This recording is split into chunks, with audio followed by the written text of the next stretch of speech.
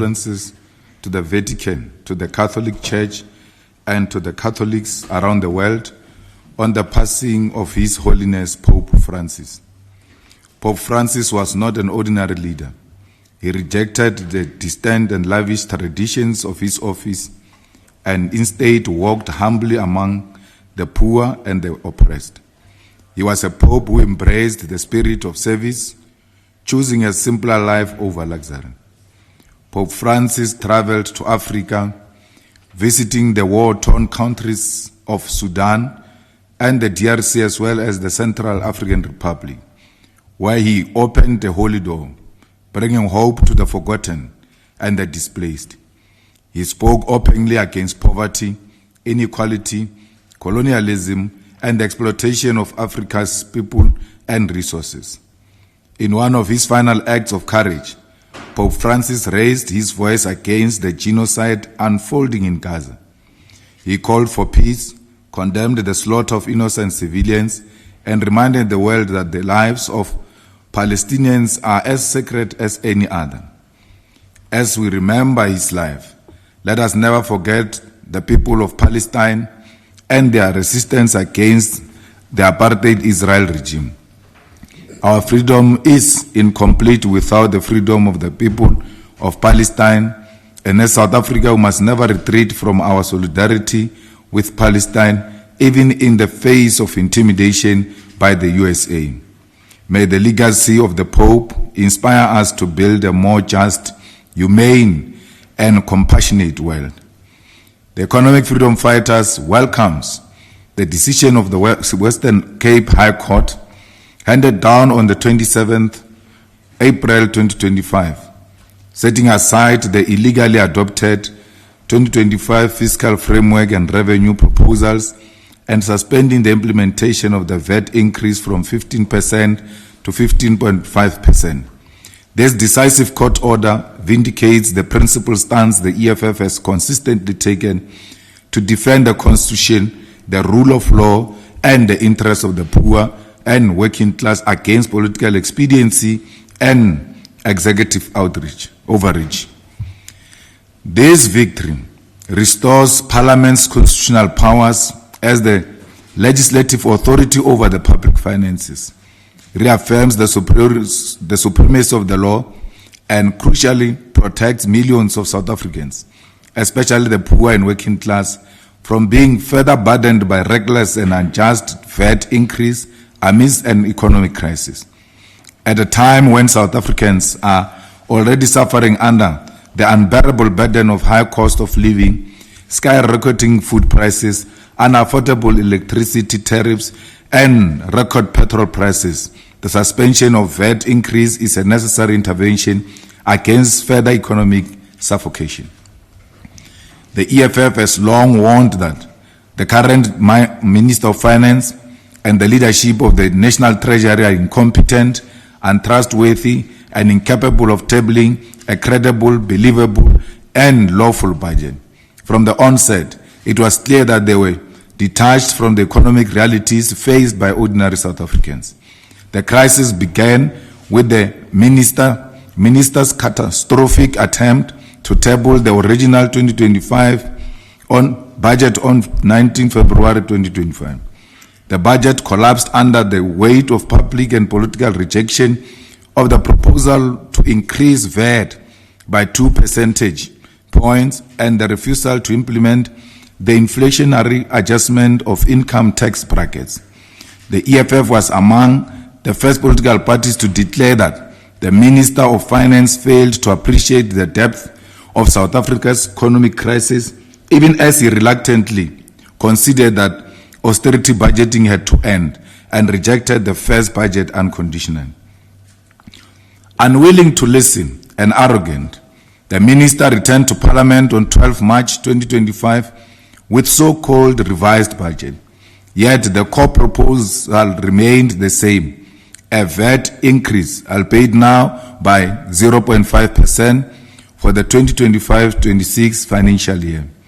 The EFF immediately rejected this revised budget, rightly identifying it as a shallow political compromise aimed at appeasing financial markets not a genuine response to economic stagnation and mass unemployment. We maintain that the fiscal adjustment must not occur on the backs of the poor and the working class. We were clear. The budget tabled by the minister remains a proposal until Parliament adopts a lawful fiscal framework, division of revenue, appropriation bill, and associated revenue bills. Parliament has constitutional powers to amend and reject fiscal proposals. We were ready to submit comprehensive, concrete alternatives in the Standing Committee on Finance and Appropriations, which we did in the Standing Committee on Finance, to the ANC and to the Minister of Finance. Our proposals were aimed at building a developmental state capable of creating jobs and growing the economy without burdening the poor and working class through regressive taxes. We propose the following key measures. 1. Reject the VAT increase and protect poor and working class households. 2. Adjust personal income tax brackets by 4.5% to prevent bracket creep and protect wage earners. Increase corporate income tax from 27% to 28.5% in 2025-2026 and to 30.5% in 2026-2027, targeting highly profitable corporations. Introduce a wealth tax on underutilized and luxury land holdings to raise at least 7.5 billion annually. Implement an apartheid wealth tax on pre-1994 trust to generate a once-off revenue of 30 billion to 50 billion. Introduce an annual levy on inherited wealth exceeding 10 million, estimated to raise 10 to 20 billion annually. Allocated an additional 4 billion in 2025-2026 to strengthen SARS capacity to combat illicit financial flows and recover unpaid taxes.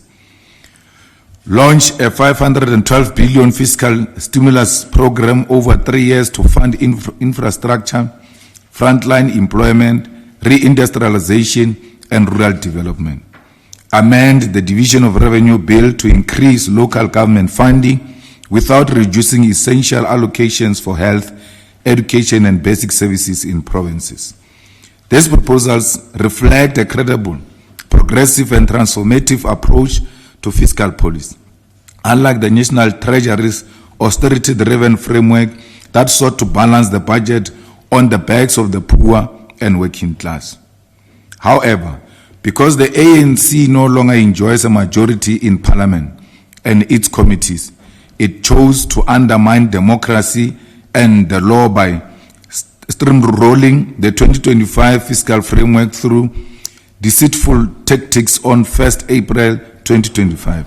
They colluded with the Inkatha Freedom Party, Action SA, BOSA, Rise Mzansi, the Patriotic Alliance, the Pan-Africanist Congress of Azania, the Good Party, the National Colored Party, and Al-Jamaa to adopt the fiscal framework illegally, ignoring the clear requirements of Section 8, Subsection 4 of the Money Bills Amendment Procedure and Related Matters Act of 2009.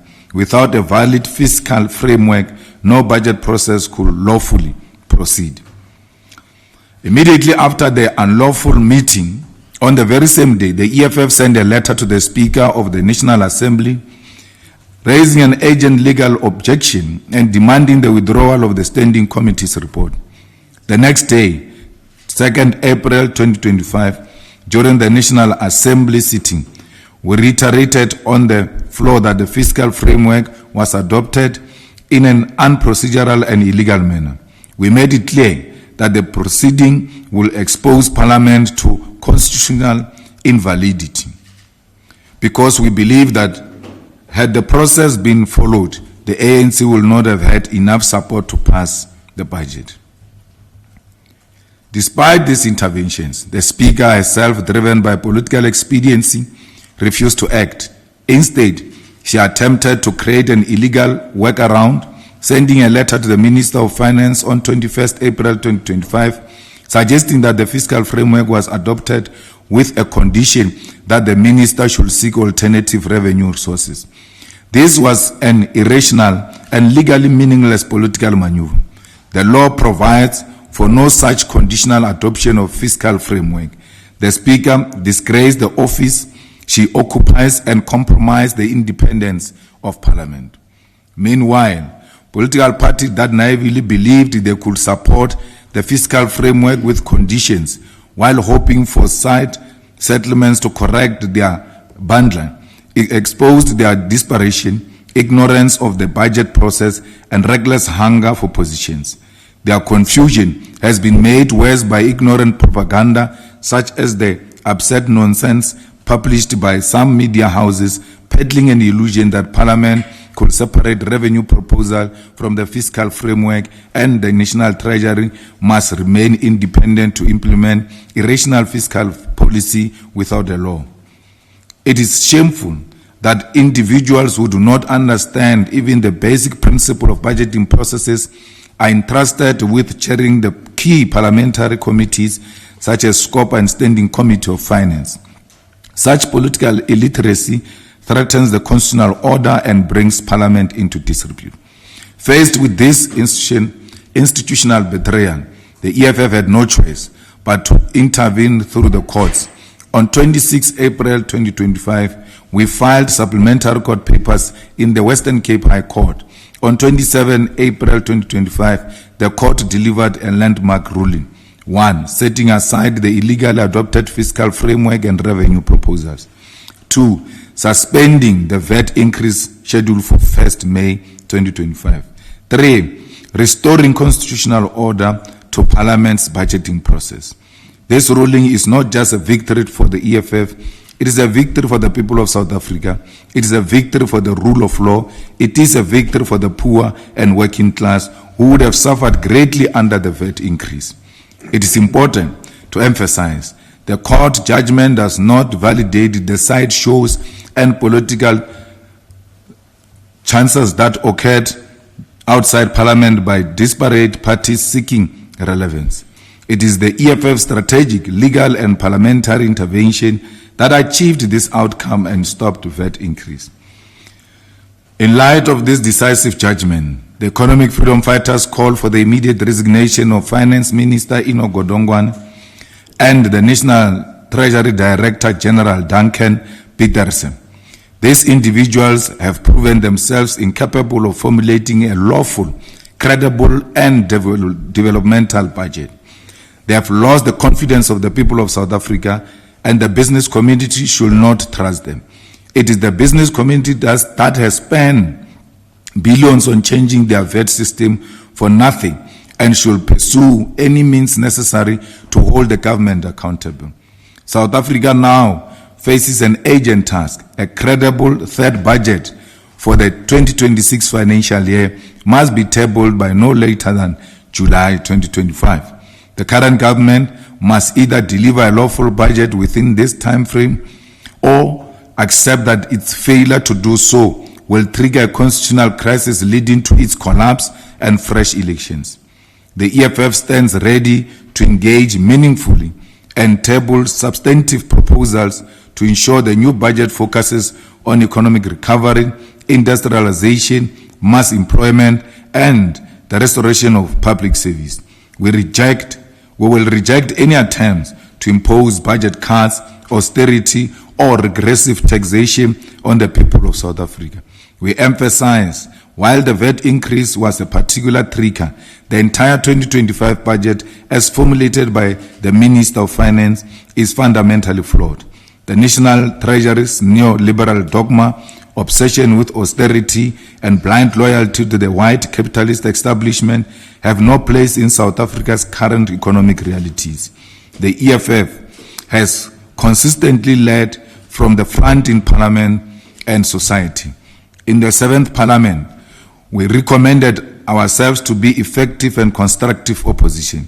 This is evident in our Back to School campaign by all elected public representatives, our superior contribution during the State of the Nation Address debate, our exposition of corruption during the National Youth Development Agency interviews, our introduction of the Student Debt Cancellation Bill, our leadership in exposing illegal parliamentary process, and now our victory in resetting the 2025 budget process at a defining moment for South Africa.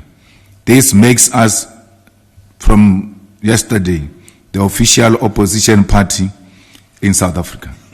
The EFF will continue to act with strategic clarity, revolutionary discipline, and unwavering commitment to the poor and working class to defend, rebuild, and advance the struggle for economic freedom.